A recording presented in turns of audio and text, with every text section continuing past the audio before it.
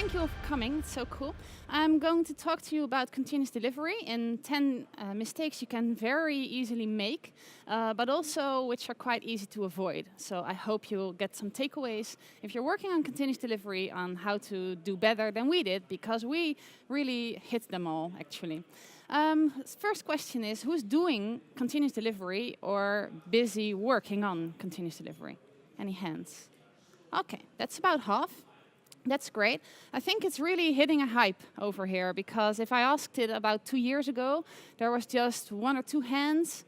And right now you see everybody's joining in on this new form of deployment, which is great, because I think it really is the answer to mature software development. First, a little bit about me. I'm Kim.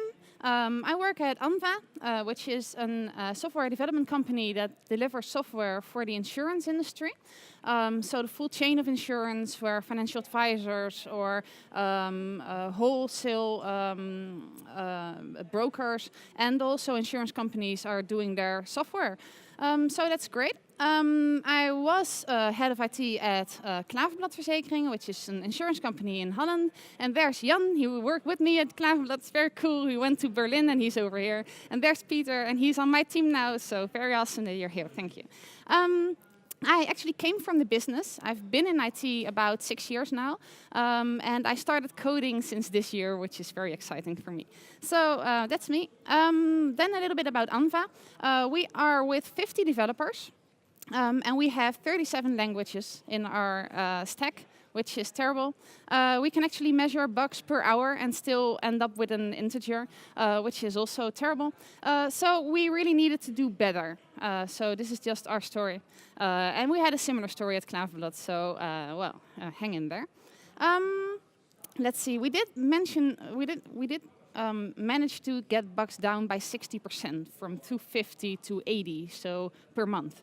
So that's much better already, right? Well, why is software development so complex? I think some of you went to Sander this morning and he already explained Kneffen, but I don't know if everybody joined in, so I'll just explain it very briefly. This is the Kneffen model, and the Kneffen is a model to explain complexity.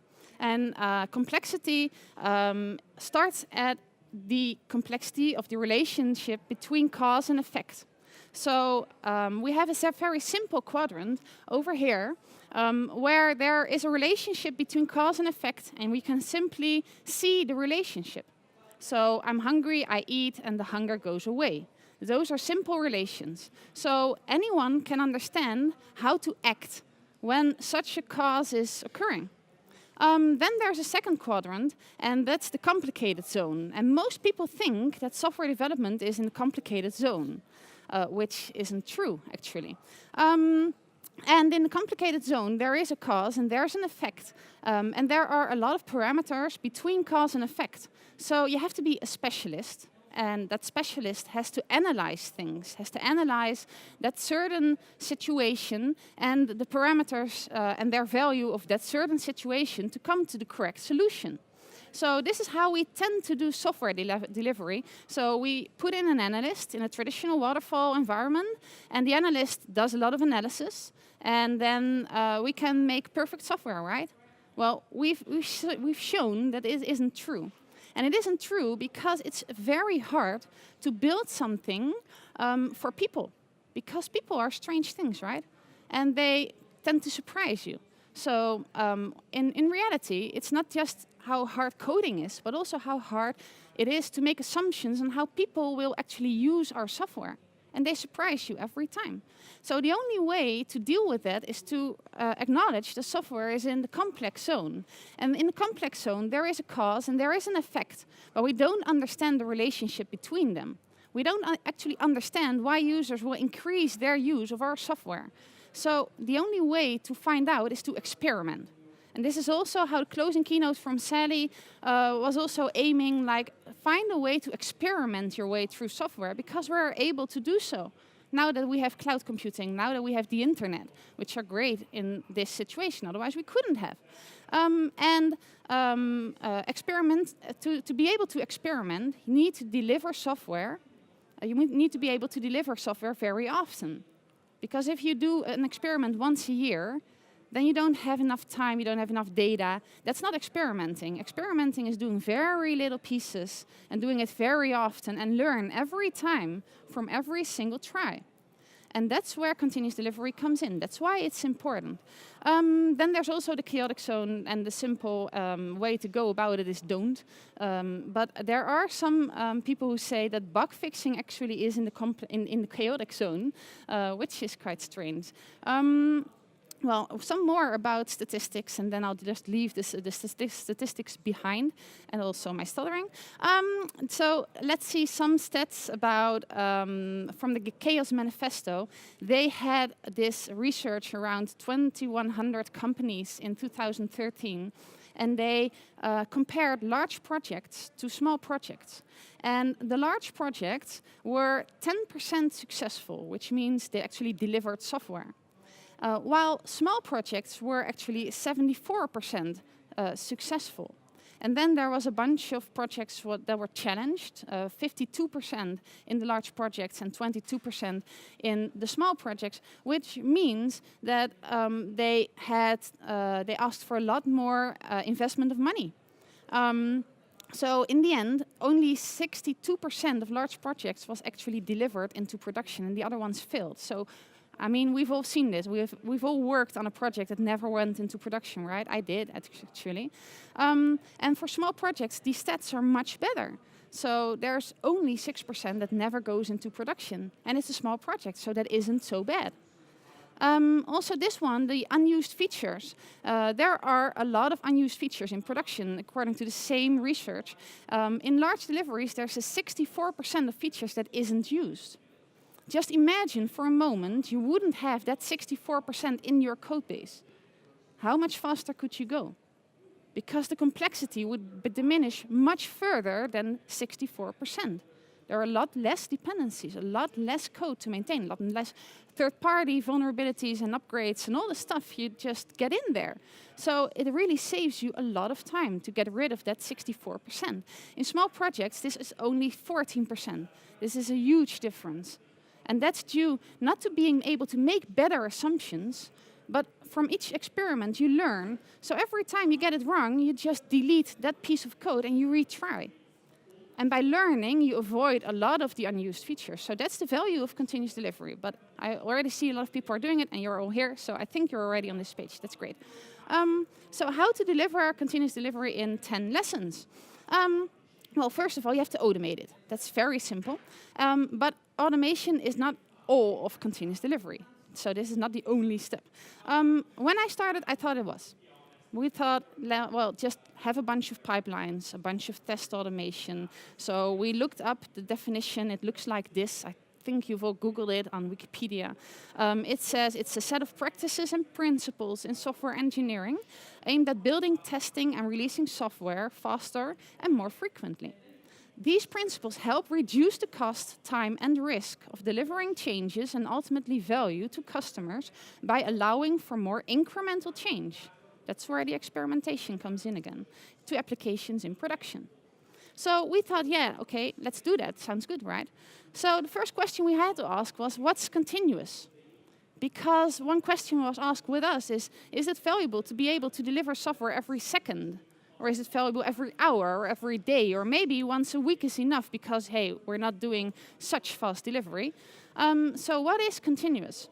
Well, if we look at these stats, we see that there are some frontrunners who are at multiple releases per day. So something around 30 seems to be the maximum.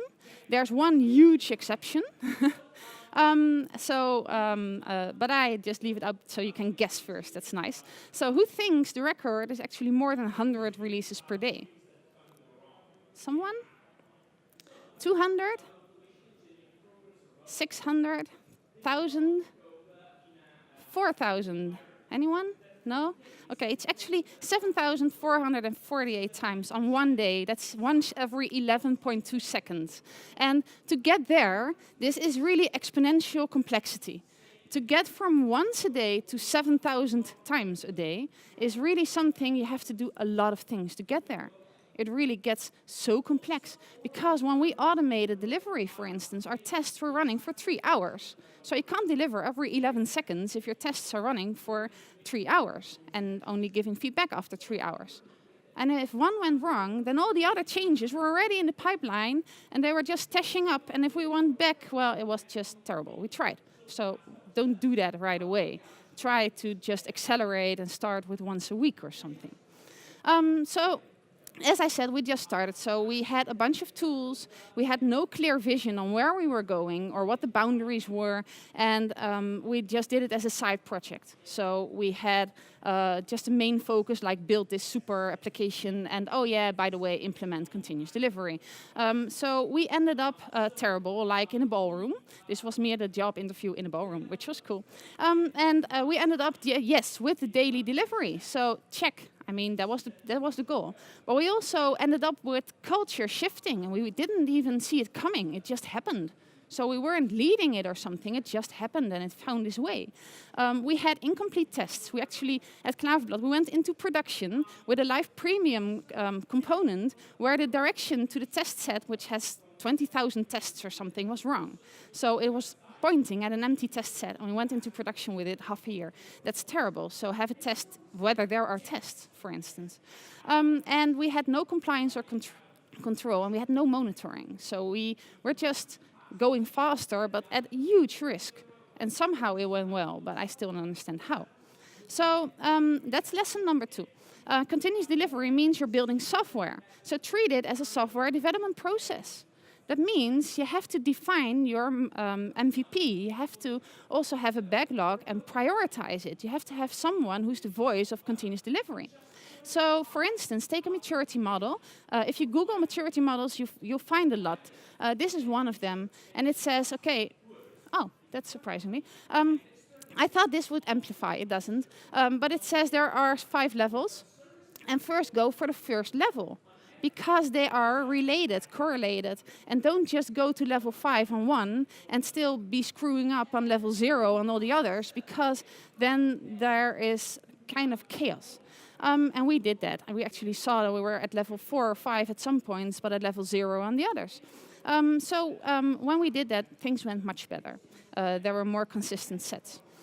So how do you start if you try to take this approach? Well, you'll be somewhere over here right now where you have, for each component or application, you have some kind of pipeline where you're deploying. So there is a development environment, maybe some test environments. Then there is a point where the full landscape comes together, integration. Maybe you don't have each one individually, but just one big monolith, and then you just have this one times one. Then there's acceptance and there's production. So what you do if you have no test automation and you're stuck in a legacy environment, which most of us are, right? You just add one environment. And this environment, that is kind of the pause environment.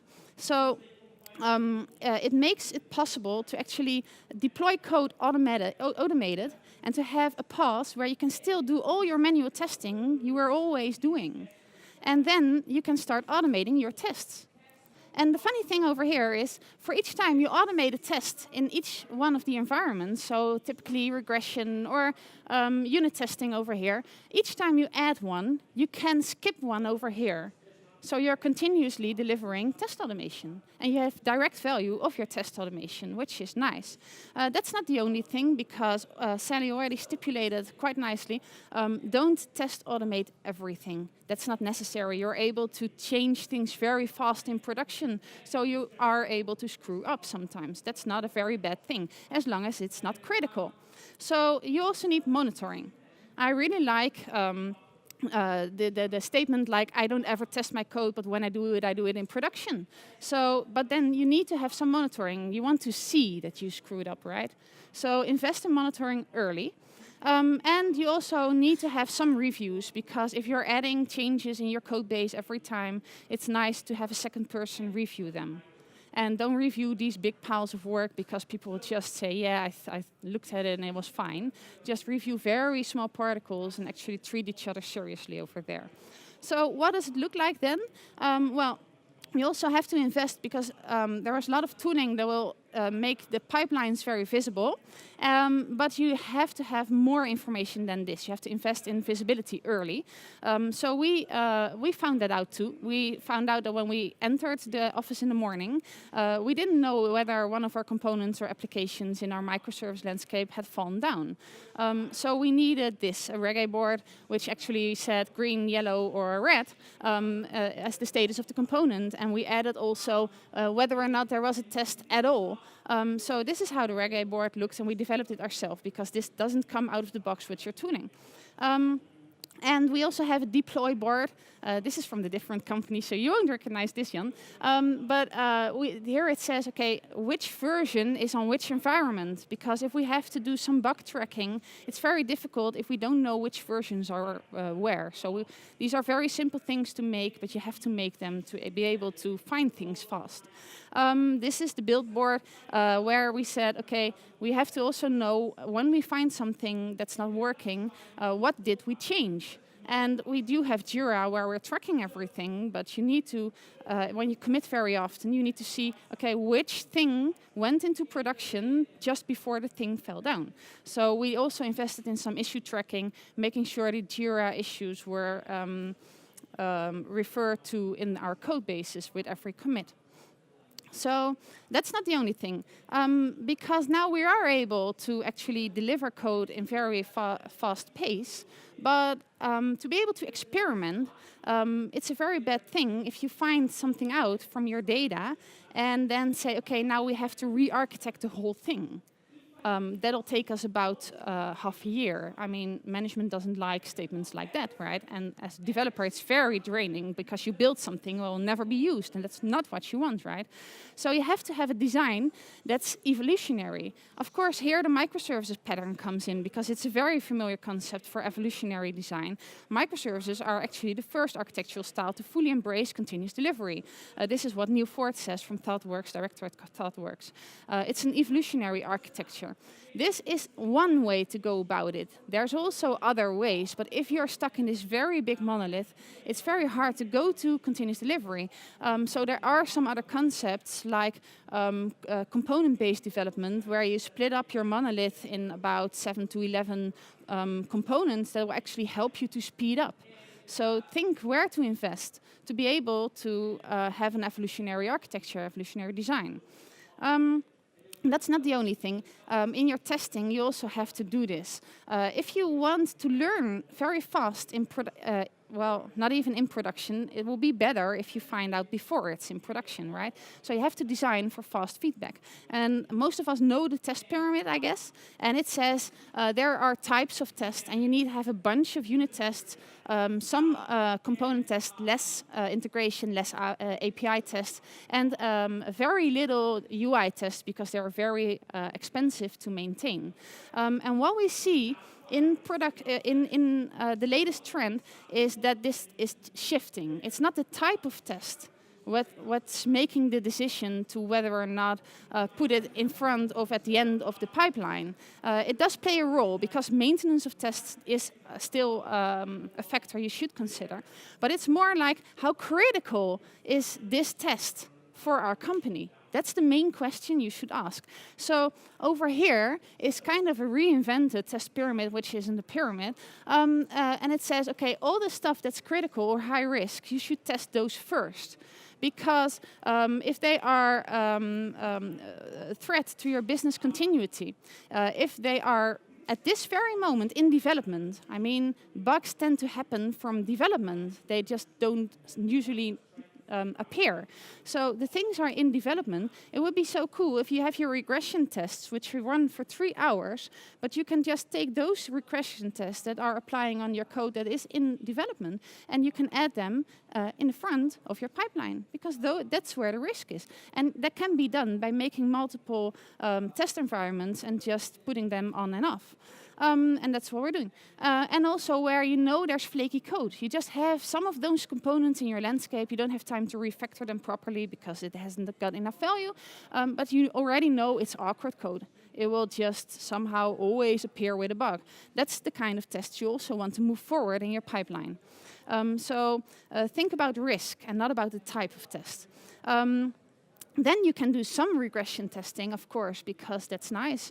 But don't really blow your way out of this, because you can also really rely on monitoring in production. If there's not so big risk, that will be faster than maintaining a test suite, which is very big.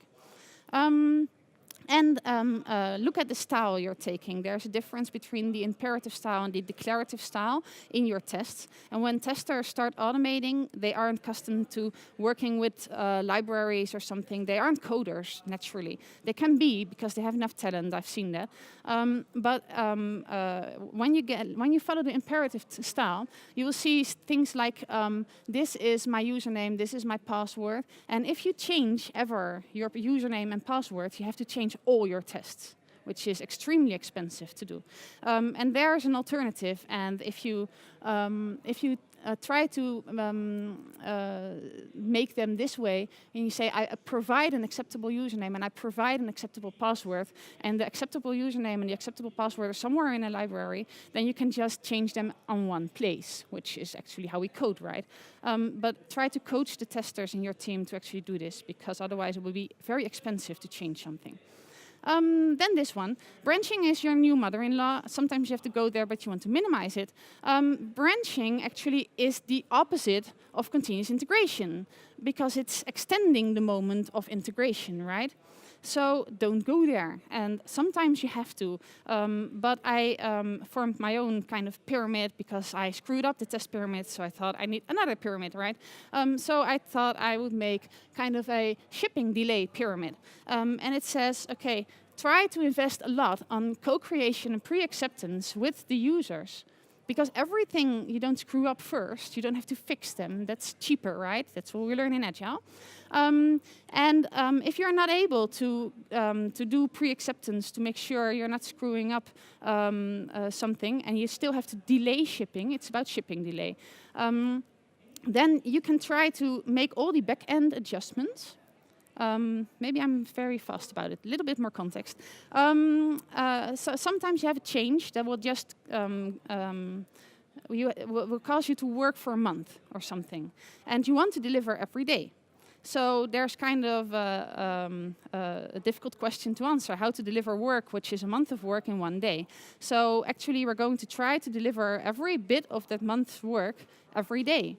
And then that's what the shipping delay is about, because after the month is the first time you can start shipping. So if you're not able to do this with co-creation and pre-acceptance, then you can try to not have the front end. You can make all the back-end adjustments already, and the users won't be able to have a path towards that functionality. So you can just put it into production, that's no problem. Sometimes it's not possible because there's a lot of front-end work involved, and then you have to make the front-end path and also put it into production. That's when feature flags come in. So add an if-then statement and try to get your code into production, but with a configuration option to actually have it invisible for most of your users. And then last, you can go to branching. For instance, a change in your libraries will be very complex if you try to go about it with one of the former ones, because, well, that's just terrible. I mean, that's really a valid reason to do some branching. We developed our own release strategy, which is on top of this pyramid. And we say, okay, when we go into the cloud, because we're currently developing a cloud proposition, we say, okay, this is the way we're going to ship things to actually make sure we have a sustainable pace, something that the company can cope with.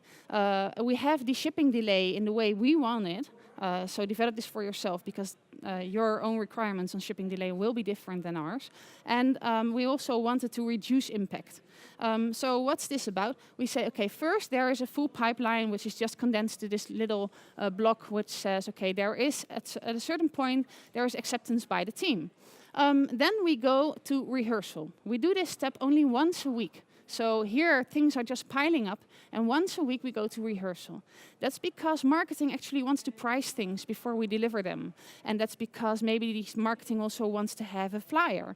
And because people from support actually want to know what we put into production before they have to talk to people to support them. So we need kind of a pause before we actually deliver software. And that's where rehearsal comes in. That's where we isolate all the features and say, okay, let's just prepare as a company at full to be able to actually have this code in production. And we take this every week. Then we go to the next step, and that's a canary production environment. So that's about the impact reduction. If you have canary releasing and you screwed up, it's only 5% of your users if you're having a canary release which releases to 5%.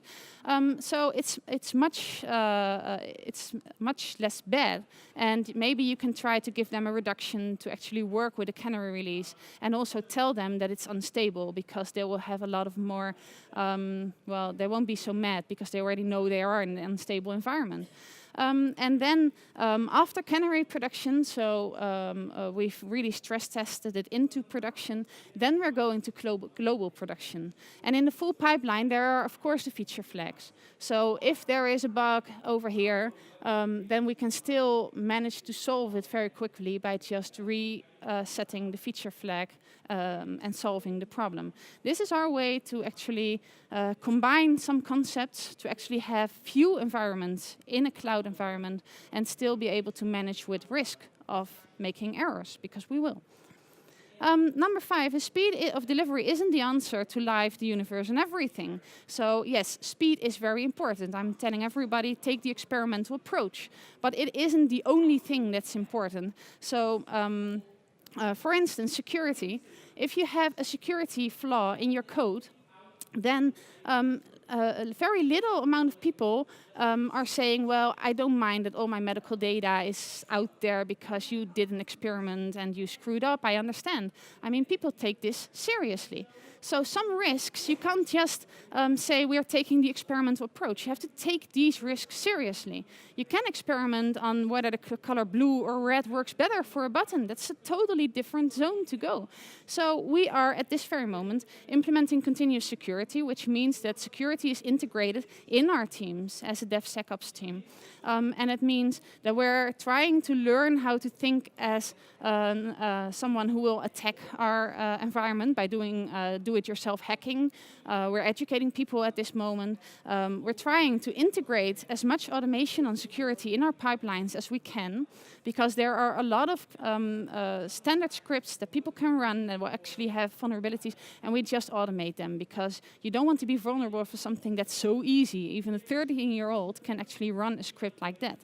And we're also making people aware of secure coding, because you can't automate it all, but you can automate a lot, and you don't want to be vulnerable against those things. So what we did is we had a security satellite, which was 10 people, and we made it about coding. So security isn't about paper, it's about making applications secure in reality, and reality is not secured by paper, right? So try to invest in that.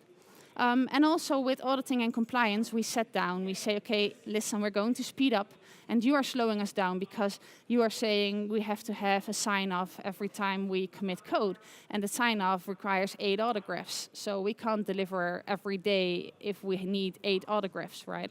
So we sat down, we had a very good talk. They said, if everything is in version control, if test changes are approved, we have enforced peer reviews, so we're certain that every code change is seen by a second person. If we know that only green goes to production, we have approvals in the workflow, so there's someone who says, yes, I'm going from rehearsal to production. Well, your pipeline does this for you, right? Jenkins just logs the person who pushed the button. And if you have conformity by design implemented, then they said, okay, we don't need any code reviews or any sign-offs or anything. So it really allowed us to speed up, because most of these things come out of the box with your continuous delivery tooling. So that's awesome, right? Also, we had to reinvent implementation and assistance, because business was used to a whole other world. So, for instance, they required fallback plans because they weren't trusting us to do a proper job. And we changed that into canary releasing to be able to explain to them, this is how we mitigate the risk. And we had manual acceptance testing, and we changed this to co-creation on test sets, because when we were co-creating, we were actually understanding the business of our customers users better, and we were better able also to build the software, so it had multiple benefits. Education to users, you can't give a course on your new features if you deliver every 11 seconds, right? Because you can't even organize it in that time. So we're changing that to walkthroughs. And embedded user assistance. So there is a whole new form of user assistance out there. And the tooling for this is very easy to use. We had user documentation, so this is what we're shifting to chatbots, which is much more interactive user assistance. We had communication about releasing, while now we have release notes which from Jira just automatically are published on our website, so people know what we're changing into production. And we were asking users for feedback, and now we are monitoring data-driven to see how they are using the application and to see where we didn't do the right assumptions because no one is using it. So that's better than asking feedback because they don't always give the right answers. Then you're only as small as your MVP and you're as agile as your roadmap. So now we are in a situation where we learned all the other lessons. We have continuous security and we have no branching and everything. And here we are at the point where we can actually deliver software every day. But that has zero value if you're not able to form a product that is small. I mean, if your project is half a year work, then being able to deliver it every day has zero value because we're just not even making it visible in production due to feature flags and to having no front end.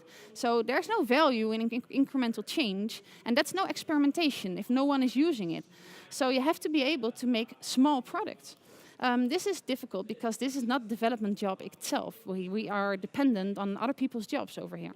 But talk to them. Stop extensive planning. Don't plan a year ahead. That's not a way to learn something from production because you really have to be able, if there is a lesson learned from your experiment, to actually do something with it. And if you already promised to build another thing, then you're not able to do something with it. So that's a bad thing. What we did, we have now a product board, and we said, okay, everybody involved in product development is going to sit down together with software development, just some stakeholders, and we say, okay, anyone can post ideas. They come on a board, and there are a few options. One is no. And that's perfect, because we spent as little time as we could on this feature. So that's cool. I really like no. Then there's maybe. We talk about it as little as we can. We say, okay, this is not top priority thing. So that's also cool because we are again minimizing the amount of time spending on things that will never be in production. And those go to a parking lot for 6 months. We don't talk about it again until 6 months later. Then there are things we say yes, but a little bit later. So they go to the parking lot for 2 months, and then we talk about it. Then there are things, yes, this is a good plan. It's well designed already. It's small enough. We can build this. So let's do this right away. And then there is a research possibility, and that is when it's too big. So if someone comes up with a plan and we say, okay, it is valuable, but it's half a year work. So try to find one thing we can actually deliver next week. And if you do that, we will say yes. So this is how we do product development now. And we also have this board where we say, okay, what's the amount of effort? So you have low effort and high effort. And what's the amount of value? Low value, high value. And we try to just very easy, when someone has an idea with a post-it, to just put it somewhere on this board. And we say, okay, if it has, of course, if it has a low effort and a low value, then maybe we can do it, because it still can have enough value. But try to make the effort as low as possible. So that's what we do then in research. If it has a high effort and a low value, it's clearly no. If we have a high effort and a high value, we try to decompose it also. So make it smaller, try to keep most of the value, but lose most of the effort. And then there is this quadrant where we say it's a low effort and high value. Do them right away, because those are your quick wins, right? So this is how we do it. Then go with the flow. This means, Sander already explained this morning about red sprints and red sprint antipattern, I guess, because usually he does. Sander says, well, sprints won't increase speed. They will just make people unhappy. He also wrote a blog post about it. Because every time, these are mini deadlines. So you have to estimate. And time after time, and a lot of teams suffer from this pattern, time after time you will miss your deadline.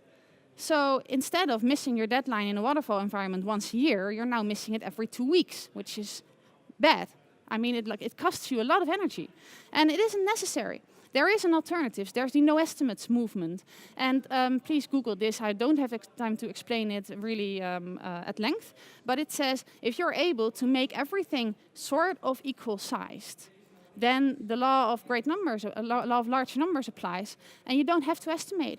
It will just get into flow, and you can lose sprints, and you can just watch whether the flow is kind of the same, or whether your data is showing that there's something the matter. But Seb Rose also wrote, no estimates doesn't really mean no estimates, because if you stop estimating, people say, well, we really ended up worse than we were. And that's due to the fact that estimation provides you also a lot of information about what the user actually wanted. So make sure you keep that in your design process. Putting it into an estimation actually put a lot of information about the requirements up in the meeting. So try to find other ways to do that. And don't forget, you have to have equal sized things. If you're having some things of 1 month and some things of 6 months, well, then you have to estimate, and then you need sprints. But if you have all these things, we have them about around 2 to 5 days, then we don't care whether this particular one is 2 days or 5 days, because on average, they will just be equal sized for each developers. Jess Humble says this is his main takeaway from all his talks, so I'm just going to quote it. If you don't want to estimate, but you do want to have some figures to know how your team is doing, start looking at results, and this is the way to do that. You can measure your lead time for changes, your release frequency, and those two are about tempo. And then you can look at time to restore service and change fail rate, and those two are about quality. And if you look at all 4 patterns, you will see that you can only have a positive result on all 4 if you're able to increase speed, not reducing your quality. And this is what you want from continuous delivery. It's not a trade-off. You can have both. Only autonomy skills. This is also very important. That's a whole different talk. But you need to reinvent your whole culture to be able to have a continuous delivery culture. So team autonomy asks leaders to change. This is an example of our director who was feeling he was losing control because all the teams were doing stuff and he didn't know anything about it. So what he did, he grabbed a chair and he went to sit in the middle of the teams to try to be able to see what they were doing, and then he just let go, which was much better. So what we did, the main thing for autonomy for me is transparency. You can't ask people to be autonomous if you don't tell them what you're expecting them to do, if you don't explain your goals very clearly and explain them again and again. So it asks for leadership, it doesn't ask for management. We recently, this is one of my favorites, we recently started a stand-up with our management team, which means that we're talking every day what management is going to do. We had to explain at first what a stand-up was, which is kind of strange because we were doing agile for 3 years or something. But still, it was so cool that they went along with it. And now we're getting rid of meetings and reports, and we're just having stand-ups. We're at the point of making them transparent. That was kind of a scary step, where everybody can see what the things are that leadership is working on. And we have this thing we call the Blue Room, where all our goals and also the progress on our goals is explained to all the people, so that you actually can, as a team, try to change your plans according to the goals and the status, and you can actually help to achieve those goals, because you have to know them to help, right? And then last, customers don't actually want continuous delivery. And that's quite bad because, well, that's what we did. When I talked to a customer, I said, okay, we're going to do this great thing. We're going to deliver features more often. And yay! But the customers weren't yay. They said, no, you're already delivering new releases with 400 bugs in it. I don't want you to do this more often. It will be terrible. How many bugs are you going to introduce then? I mean, I can't cope up with that. This is about broken trust, right? Legacy code and broken trust. So you can't just speed up. You have to do something to actually get there. First improve and then accelerate. So now we're investing on test automation in the way I explained at the beginning to make sure that people are seeing, hey, they at first were delivering $250 per month, but now it's only 80. We're seeing that you're doing a better job. So now we can actually be at the position where we can accelerate. At this moment, we're trying to get all our bug fixes into production right away, not only our critical and high-risk bugs, but every bug, so that every release will have less risk for us and also will help build trust. And then don't push it down their throats or something, but try to have it a pull thing. So make really cool things they want. And when you're in a position that they're asking you to release it, then you can accelerate. And explain your goal to the customers. Also explain why you are doing this. And try to have someone, maybe from marketing, to write something down that actually really addresses this. Because if you explain it, you tend to have a lot more credit to actually sometimes make a mistake. Last one, I promised 10 lessons, but the 11th one is be ready for surprises. So have a lot of patience. Things will go wrong. We actually screwed up many times, and the path to success wasn't a clear lineup. It actually got us down. We had to get up again, and sometimes it costs you tons of energy, but it also gives you tons of energy at the end of the day. So here are my references, and that's just me. I'll be hanging around to answer some questions because, as always, I'm late. People from my teams know this from me. So thank you all for being here.